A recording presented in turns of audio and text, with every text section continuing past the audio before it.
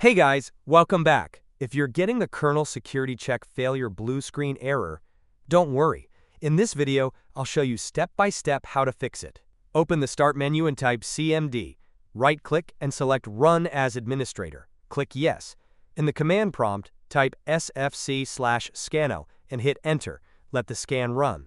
You can minimize it and move to the next steps while it works in the background. Open the Start menu and type Device Manager. Open it, then expand Disk Drives. Right-click on each of your drives and select Update Driver. Choose Search automatically for drivers to make sure everything is up to date.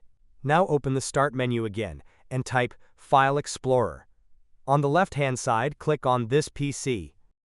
Find the drive with the Windows logo on it, usually the C drive.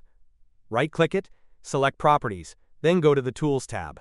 Click Check, then Scan Drive. This will check your drive for any errors. Go back to your command prompt, CMD window.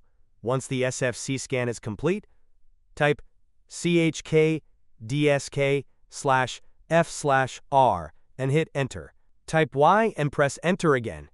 Now restart your computer. Important! When your PC reboots, you'll see a message. Press any key to skip disk checking. Do not press any key. Let the countdown finish and allow the scan to run fully. This process will check and repair disk errors automatically. And that's it. After completing these steps, the Kernel Security Check Failure error should be gone. If this tutorial helped, make sure to leave a like, subscribe, and drop a comment letting me know which step worked for you. Thanks for watching, and I'll see you in the next one.